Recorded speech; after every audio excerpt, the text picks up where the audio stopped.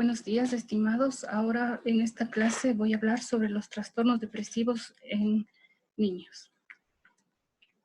¿Qué es la depresión infantil?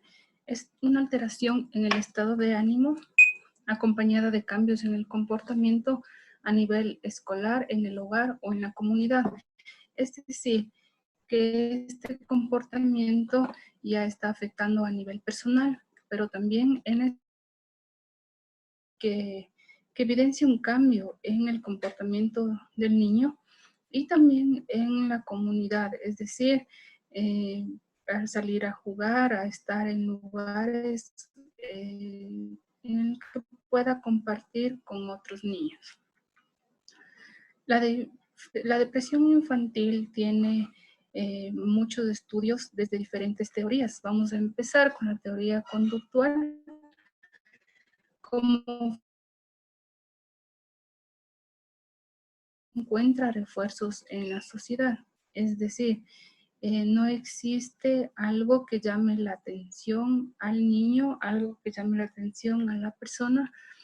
Es decir, se escucha comúnmente la frase no tengo fuerzas para hacer nada o intrínsecamente está incluida esa frase. Generalmente suele decir, cuando se pase la depresión, saldrá y realizará las cosas que le pido contrario y escoger otro camino.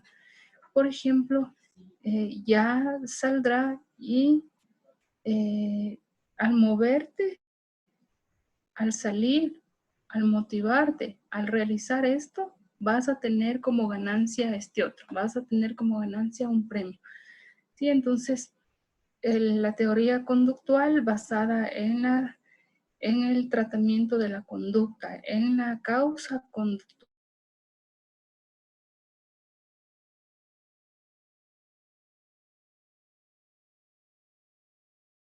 la depresión es un resultado de los pensamientos inadecuados, es decir, entonces en la psicoterapia cognitiva, como ya aprendimos en el módulo anterior, la intención va a modificar un pensamiento negativo, modificarlo a positivo. De manera, la emoción también será positiva y por lo tanto la conducta es positiva. Entonces, como base de estudio la psicoterapia cognitiva para la depresión, la idea es la reestructuración cognitiva, modificar esos pensamientos con el niño y también con los padres. Otra teoría es la indefensión aprendida o esa incapacidad para resolver un problema. Viktor Frankl, que es una persona que sobrevivió a un estado complicado, catastrófico, difícil en su vida, en sus estudios de logoterapia manifiesta que la desesperanza es sufrir. Entonces, la depresión se origina en este sufrimiento subjetivo, en este sufrimiento de no qué quiere sufrir, de no saber por qué se sufre. Y también la indefensión, que es una condición aprendida, es decir, la persona aprendió a estar pasiva, a no manifestar una reacción, a no manifestar una defensa. Esta situación se puede generar desde los primeros días de vida, hora de cuidado, por ejemplo, cuando la madre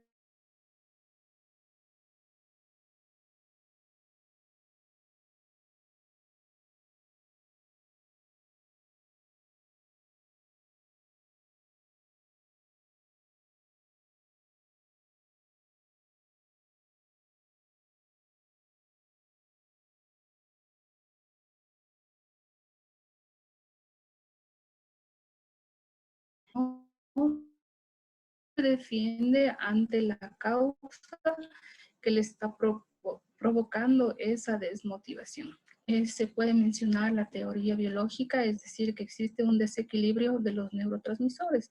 ¿Cómo nos podemos dar cuenta que existe un desequilibrio a nivel de la dopamina, serotonina, noradrenalina, que son los neurotransmisores que influyen en el estado de ánimo? Si nosotros como terapeutas, como psicólogos, no encontramos una causa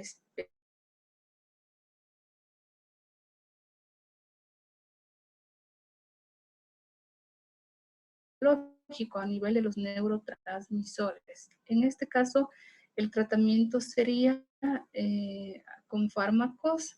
Tendríamos que hacer una interconsulta a otro profesional para que realice una evaluación más directa de este desbalance a nivel de neurotransmisores.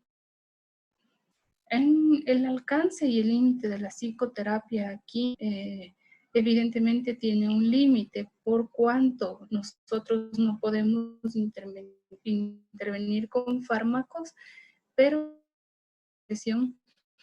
y acompañados de un equipo interdisciplinario podemos lograr sacar adelante el paciente, igual que el acompañamiento y el compromiso de la familia. ¿Cuáles son los síntomas de la depresión que generalmente se puede evidenciar en un niño? Tenemos el humor disfórico, es decir, lo contrario de la euforia, ¿no? Que está cabizbajo, que está desmotivado, que está con poca energía, pero no es cuestión de su voluntad, sino va más allá, ya es un síntoma lo que está presentando el niño. Entonces, un humor disfórico permanente. Aislamiento que se puede evidenciar en la hora del recreo, en la escuela, el niño prefiere realizar actividades solo y también en el hogar. Eh, integrarse a juegos colectivos, sino más bien un aislamiento también dentro del hogar. Igualmente al salir al parque, por ejemplo, no se integra en el juego con otros niños y prefiere estar solo. El retraimiento es cuando el niño parece estar distraído, muchas veces se le habla, muchas veces en la escuela está como pensando en otra cosa y sin ninguna, sin saber qué mismo es lo que está sucediendo con el niño. Se le nota retraído, distraído, distanciado. Poca capacidad de sentir placer, es decir, lo que antes le gustaba, los juegos que antes le atraían, las actividades que antes manifestaban una cierta motivación para el niño, ahora ya no existe, ya no presenta ese gusto por hacer las cosas que antes le gustaba hacer. Ejemplo, un juguete, una actividad lúdica, algún programa de televisión, etc.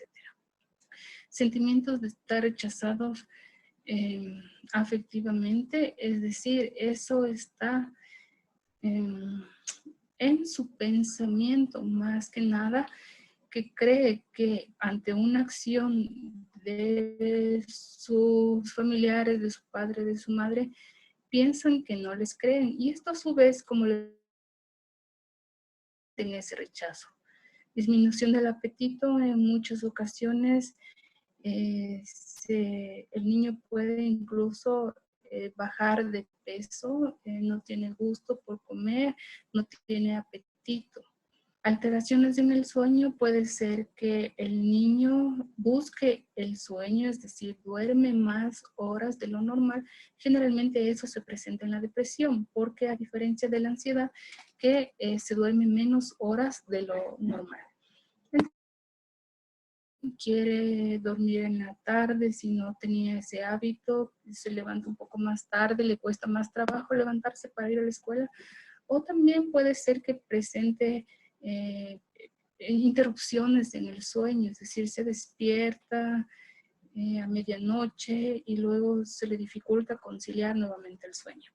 No aceptan ayuda fácilmente, tanto en la escuela como en el hogar.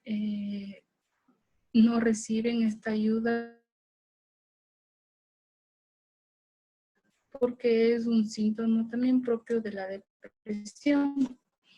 Comportamientos no acordes a su edad, es decir, el niño puede presentar una conducta inferior a su edad, de una etapa ya superada, puede empezar a hablar como un bebé, puede empezar a hablar con diminutivos, con un tono de voz no adecuado para la edad. Entonces puede haber este retroceso en cuanto a las etapas, a una etapa.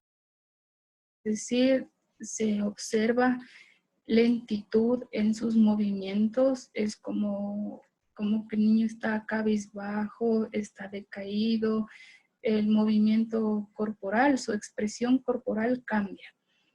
Los síntomas somáticos, es decir, que a la evaluación clínica ya no tiene nada, a la exploración de un médico no presenta ninguna dolencia, ninguna situación médica,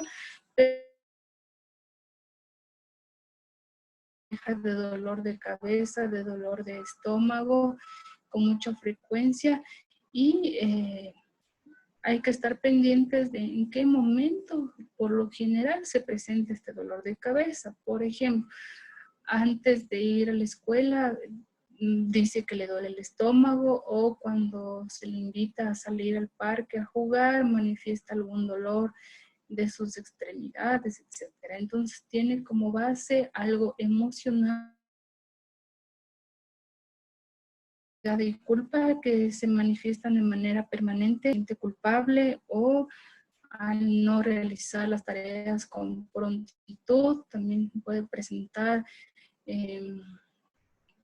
este sentimiento de ser inútil, no poder realizar las cosas que tiene que hacer. Entonces, es permanentes de muerte y suicidio. Mucho ojo con esto, porque el niño puede decir que quiere morir, puede expresar frases como me quiero dormir y no despertar, me quiero ir lejos y no volver nunca. Entonces puede ser que estos pensamientos, estas ideas de muerte, de querer morir, sean explícitas, es decir, que nosotros escuchemos eso del niño, o a su vez estén escondidas y tengamos que nosotros indagar para lograr identificar estas ideas de muerte. O más aún, si existe ya un plan que se prende, una alerta que está presente en nuestra intervención. Entonces, la depresión es un trastorno emocional, tiene como base las emociones. Ustedes van a recibir un modo niño, pero más o menos les voy a explicar cómo se presentan estas emociones en un trastorno depresivo. ¿Qué es una emoción? A diferencia del sentimiento, la emoción es corta y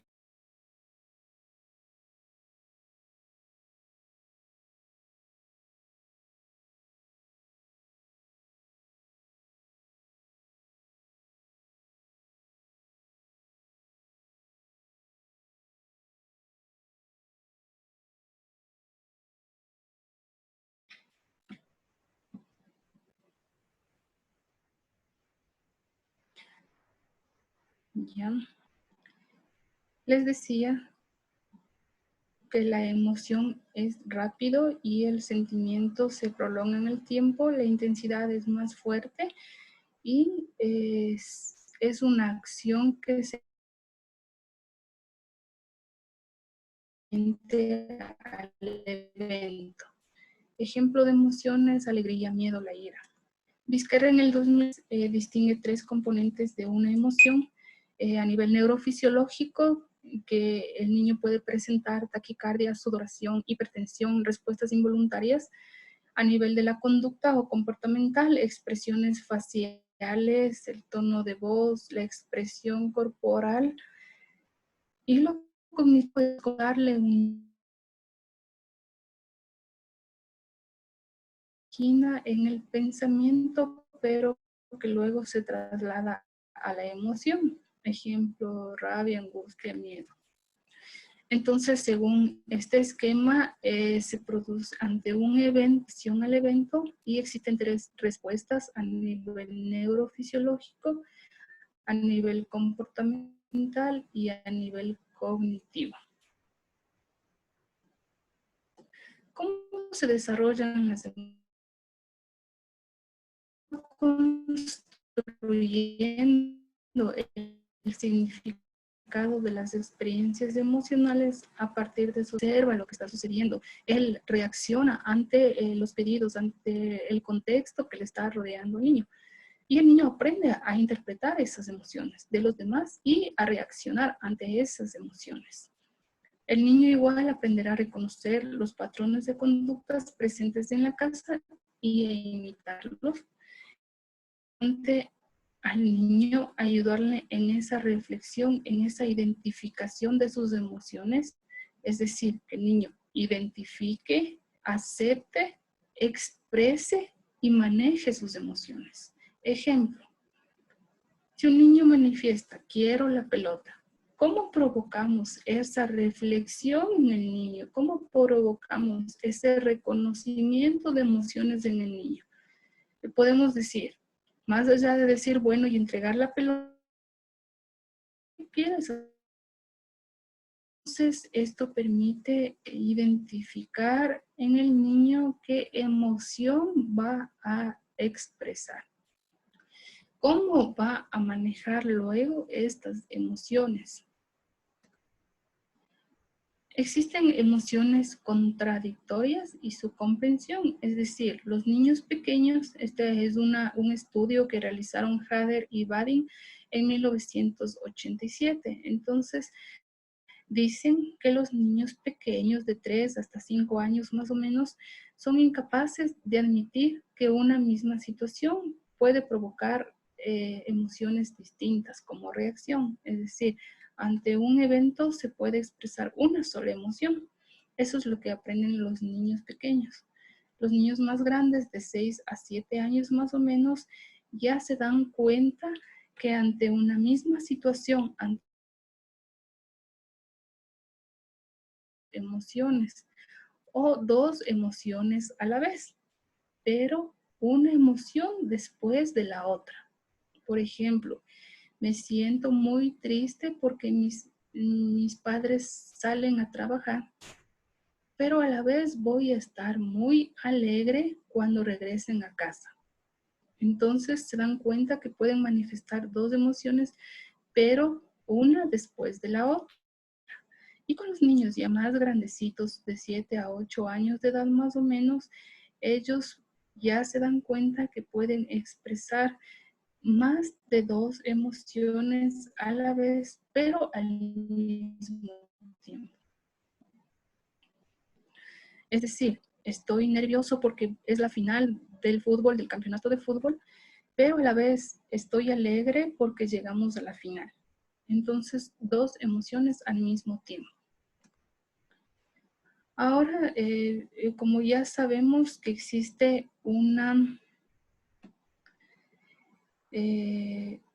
que la depresión tiene como componente el estado de ánimo, entonces ahora vamos a pasar a la intervención que tenga sintomatología. Antes de empezar con las técnicas, recuerda que la psicoterapia es un proceso organizado y planificado, es decir, que nosotros no podemos improvisar cada sesión con nuestro paciente, todo debe estar incluido en el plan terapéutico. Todo lo que vamos a hacer se detalla con exactitud en el plan terapéutico. Entonces, es un proceso organizado y planificado adecuadamente. La psicoterapia es un tratamiento científico, es decir, que podemos medir los resultados, podemos comprobar los resultados. Muchas veces escuchamos en la sociedad, en la comunidad, tratamientos caseros para la depresión, tratamientos que son inoportunos y que la gente se somete a ellos Sabemos que la depresión no es cuestión de la voluntad, no es cuestión de querer o no querer hacer las cosas, sino ya es una sintomatología que va más allá de la motivación o no por realizar las cosas. Entonces, debemos defender la psicoterapia como un tratamiento científico con bases científicas de las ciencias psicológicas. La psicoterapia utiliza técnicas según cada enfoque, no podemos mezclar enfoques. Como les había dicho en clases anteriores, no podemos mezclar enfoques, pero sí podemos ser flexibles ante el tipo de paciente que tenemos, del tipo de familia, el tipo de situación que presenta el paciente. Ahí sí podemos escoger el enfoque que más se adecue a ellos. Y más o menos en la sesión número 5 que nosotros realizamos una evaluación de nuestra intervención, es decir, cómo está evolucionando el paciente, ahí podremos tomar la decisión de cambiar de enfoque si es que no está funcionando el que hemos escogido. Y obviamente modificaremos el plan terapéutico. La intervención psicoterapéutica no es un consejo, nosotros no aconsejamos, nosotros podemos aconsejar a un amigo, a un compañero, a un familiar, pero a nuestro paciente no. Con nuestro paciente lo que hacemos es una intervención psicológica, una intervención psicoterapéutica que provoca cambios, que provoca alivios, que baja los síntomas, la intensidad, la frecuencia de los síntomas, pero no podemos aconsejar. He ahí que si nosotros aconsejamos, podemos provocar dudas en lo que debe hacer el paciente. Tal vez podemos provocar alivio, pero eso sería momentáneo. Entonces no es aconsejado, no se sugiere dar consejos.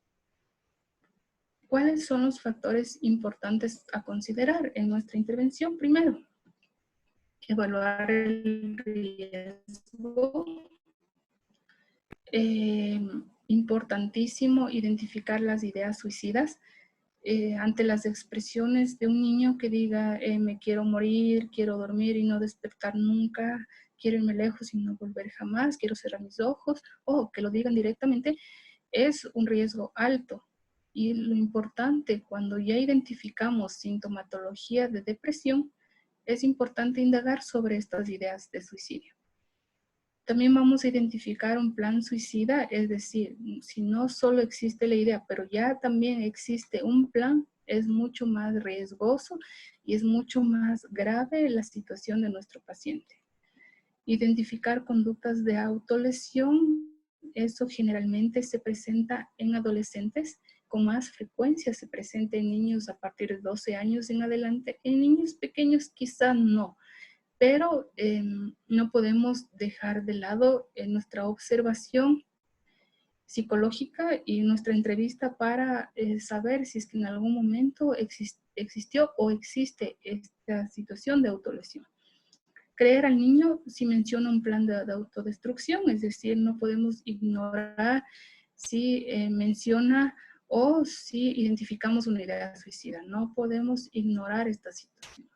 Si el paciente no dice voluntariamente, es mejor preguntarle directamente. ¿Alguna vez has pensado en morir nunca? ¿Se ha presentado esa idea en tu cabecita? Entonces, si no identificamos directamente, es mejor preguntarle de manera abierta. No se deje engañar si el niño menciona una desaparición mágica de las ideas suicidas o una vez pensó así, una vez nos dijo que quiere morir, pero hace 2 años, pero desde ahí no, o ayer me dijo, pero ahora ya no. Entonces, esa situación mágica no existe. Debemos tener presente que si existe o existió una idea suicida, hay que seguir trabajando en ella, hay que seguir indagando en ella.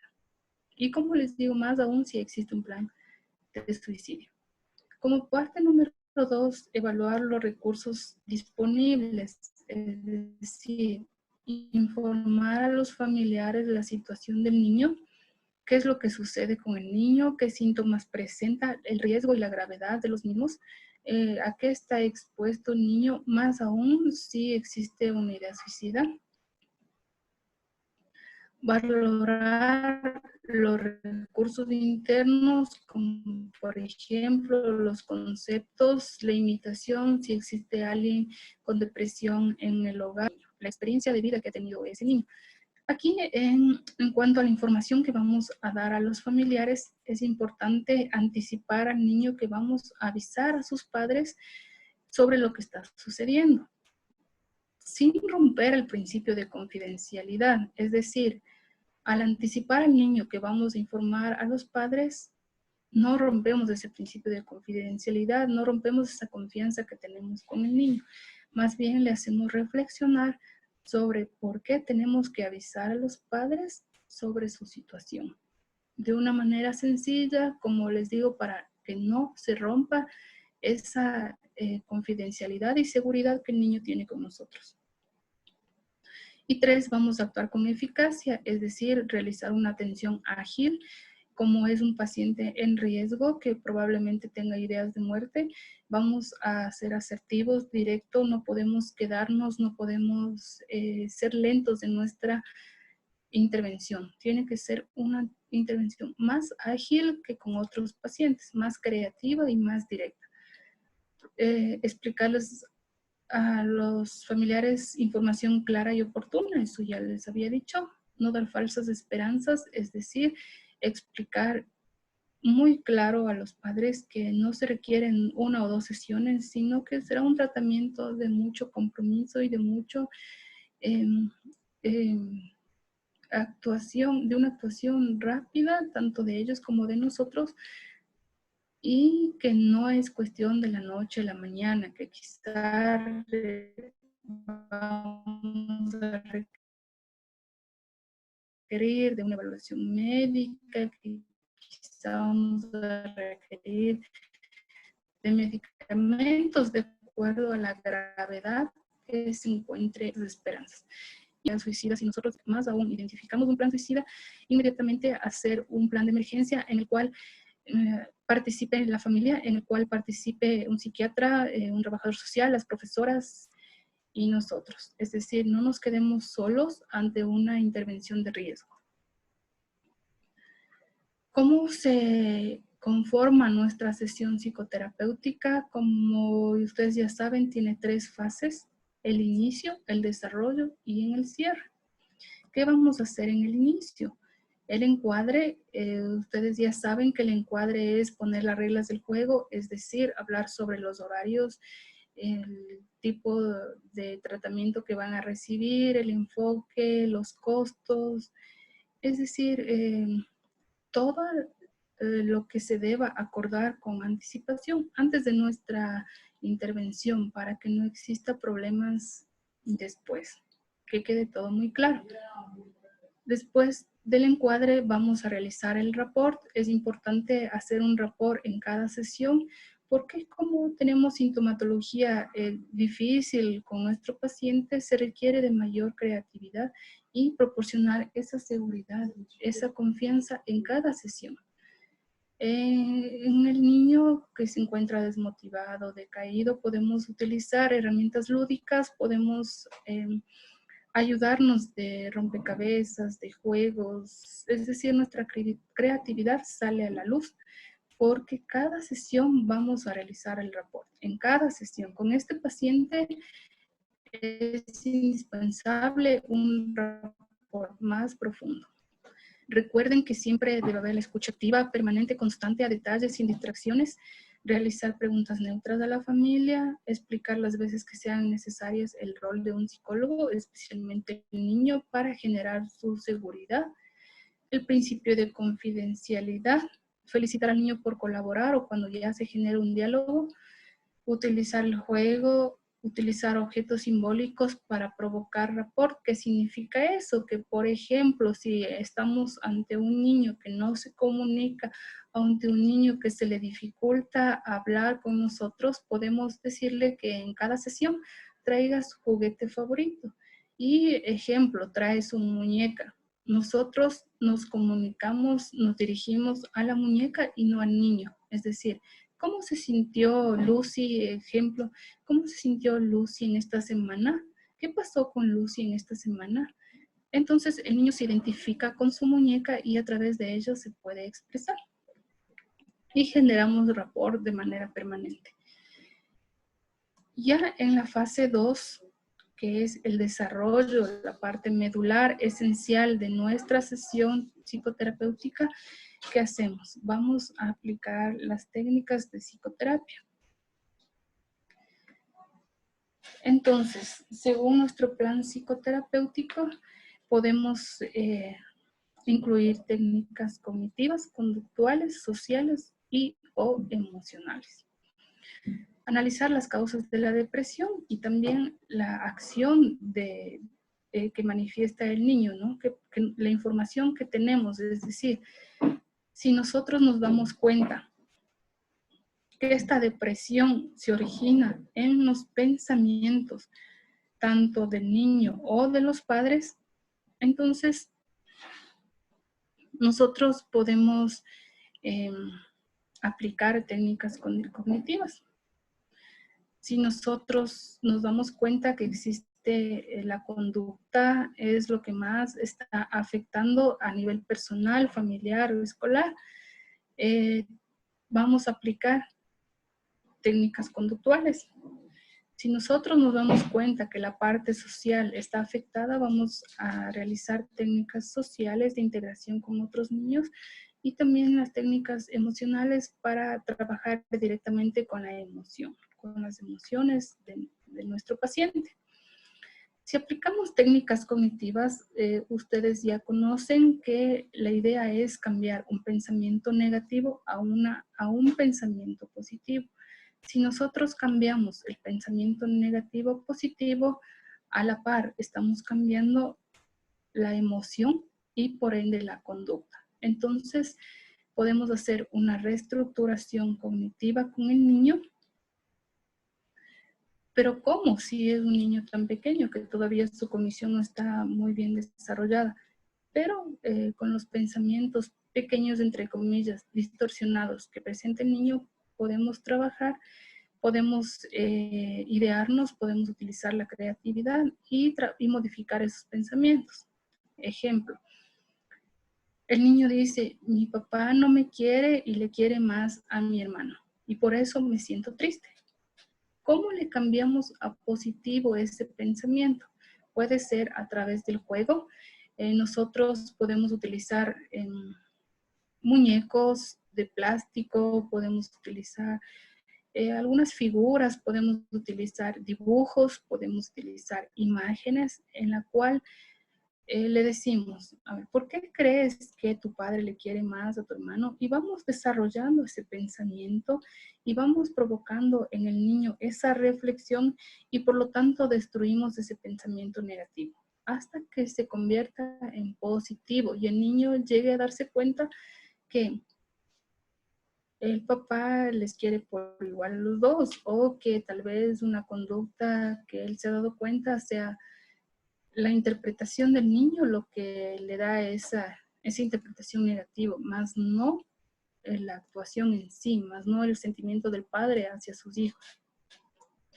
Entonces la reflexión sería cómo tu estado de ánimo, cómo tu pensamiento afecta en tu estado de ánimo. Si nosotros vamos a utilizar técnicas conductuales, tenemos que hacer una lista de las actividades placenteras para el niño, es decir, una reprogramación de las actividades. Vamos a crear nuevas rutinas, vamos a, en conjunto con la familia, vamos a idear actividades que y también vamos a premiar por cada actividad placentera que realice o por cada acercamiento a eso. Es decir, si antes ya no quería salir al parque y prefería quedarse en la casa, ahora si le invitamos al salir al parque y dice, sí, acepto, vamos a premiar eso. Le vamos a dar un reforzamiento, un reforzador por ese positivismo o esa aceptación del niño hacia esa actividad. No vamos a castigarle si no desea salir, pero sí vamos a reforzar esta actividad. Entonces, a través de técnicas conductuales podemos mejorar los síntomas de la depresión. Aquí funciona mucho el modelado, la técnica del modelado, que ustedes tienen estas diapositivas en la plataforma que la pueden revisar. ¿Y en qué consiste? En presentar un modelo al niño, un modelo que tenga alegría, un modelo que se integre a otros niños, un modelo que, es decir, una figura, puede ser otra persona que tenga cierto grado de afectividad con el niño, que sea representativa para el niño y que el paciente pueda imitar esa alegría del modelo. El paciente puede imitar esa conducta positiva de su modelo. El paciente pueda imitar el integrarse con otros niños tal cual hace su modelo presentado. Esa es la técnica del modelado. Y también las técnicas emocionales en las cuales las mismas que actúan directamente con la emocionalidad de nuestro paciente. Tenemos técnicas narrativas, es decir, permitirle al niño explicar, hablar sobre sus síntomas con sus propias palabras. Aquí también podemos idearnos, podemos utilizar el juego, podemos utilizar imágenes, podemos utilizar... Ahí entra en juego nuestra creatividad, entra en juego el tipo, el estilo que nosotros, la forma de ser de nosotros y también la forma de ser de nuestro paciente, cómo es nuestro paciente, qué edad tiene, etc. Estas técnicas narrativas provocan alivio en el niño. Solo el hecho de contar que se siente triste, por ejemplo, ya le va a provocar alivio. Saber que puede confiar en alguien, saber que puede decir a alguien lo que está pasando.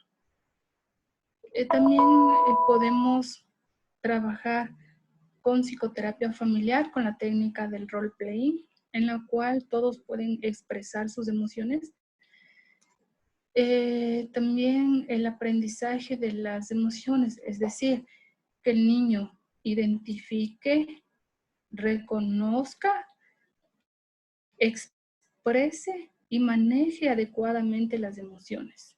Este proceso lo hacemos con el niño, pero también lo hacemos con los padres. Es decir, si el niño dice, si el padre, perdón, dice, tengo mucha ira por cuando mi hijo no quiere salir al parque. El padre está reconociendo que tiene ira, está identificando que tiene esa ira, acepta que tiene ira, o sea, le provocamos esa aceptación, que el padre no niegue que tiene ira, es decir, usted tiene ira cada vez que su niño se niega a salir al recreo. Sí, cada vez que se niega a salir al parque tengo ira, está reconociendo.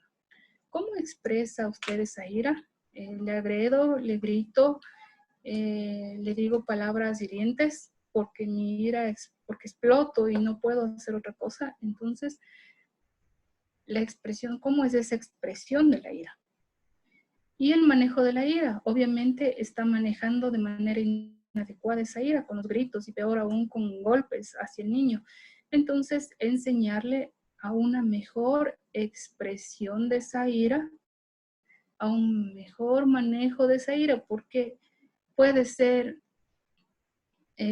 común que tenga ira, puede ser hasta normal que tenga ira, pero esa expresión, ese manejo es inadecuado. Entonces, que reconozca, que identifique, que acepte, que exprese y que maneje adecuadamente esas emociones. Tanto la familia como el niño. Y en las técnicas sociales que nosotros nos podemos ayudar, apoyar mucho de las maestras del niño, que ellas logren un acercamiento suave, pausado con otros niños en el momento del recreo, por ejemplo, o en el aula de clases. Y el rol de los padres en el hogar también, ese acercamiento pausado. Hacer una lista de posibles aliados, es decir, si tiene un amigo en el barrio que nos puede ayudar y le podemos invitar a esta intervención, entonces, ¿quiénes son nuestros aliados? Y aquí también podemos hacer el entrenamiento en habilidades sociales a través de la técnica del modelado. También se puede hacer, poner un modelo de un niño que sea sociable, que converse, se ría, se integre, y de esta manera nuestro paciente va a imitar esa conducta, va a imitar esas emociones.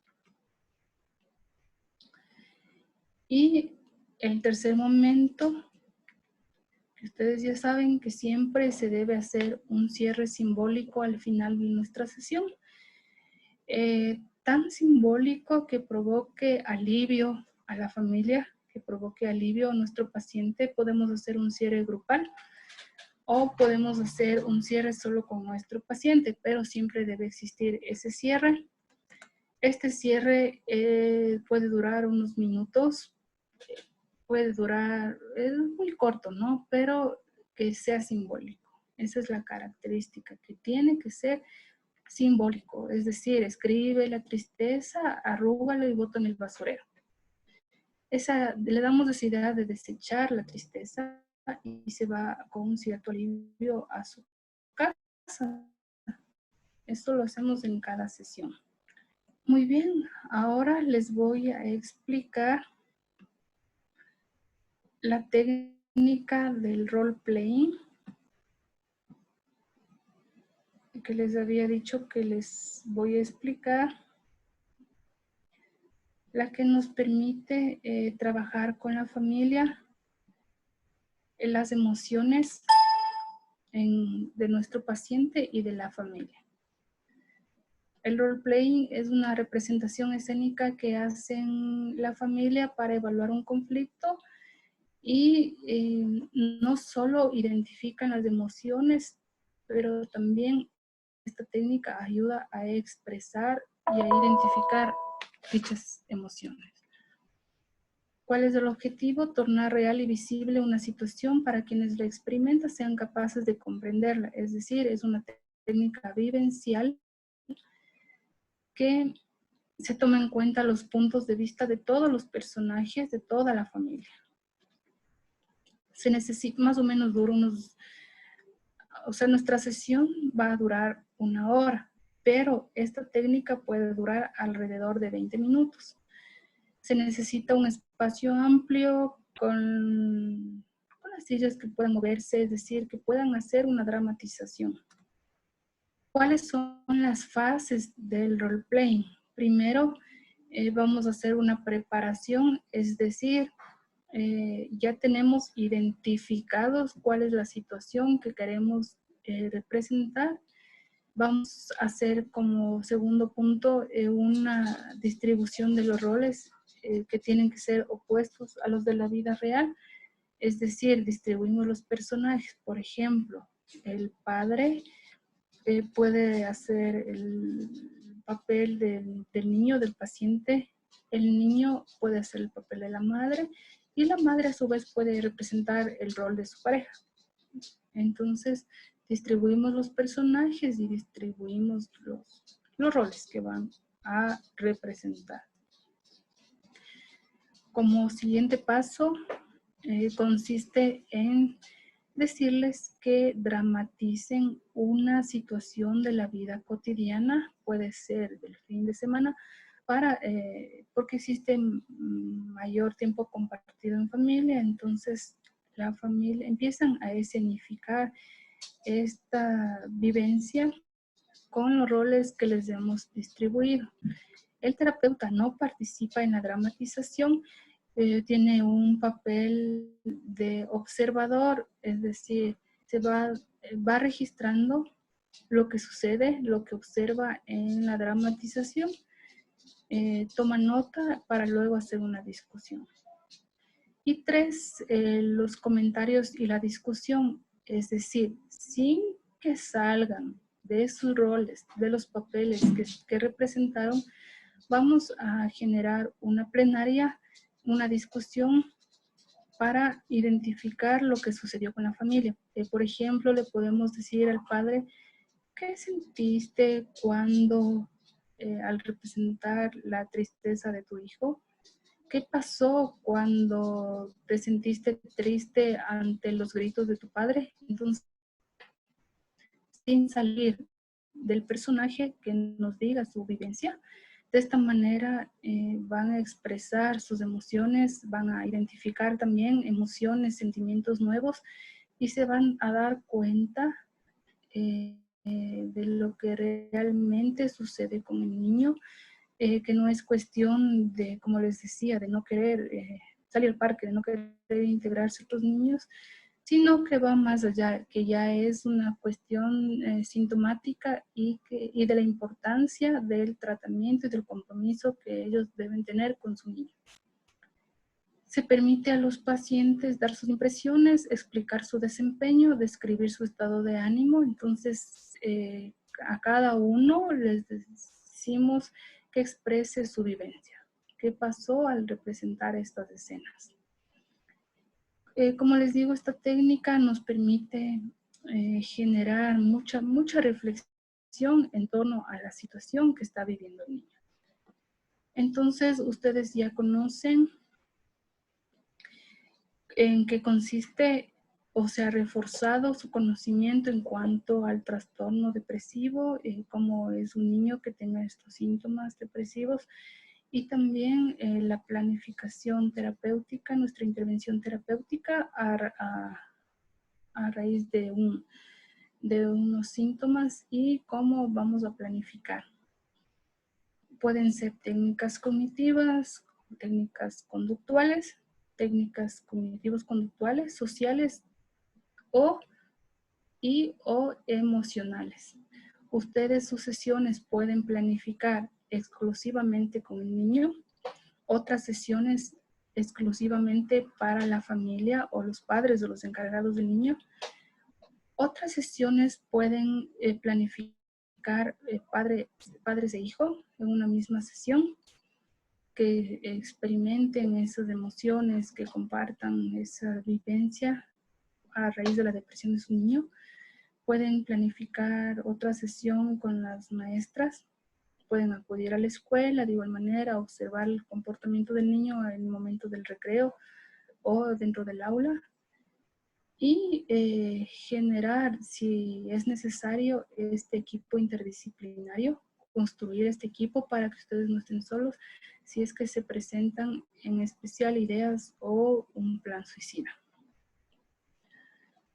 Muchas gracias, estimados. Me despido y que tengan un buen día.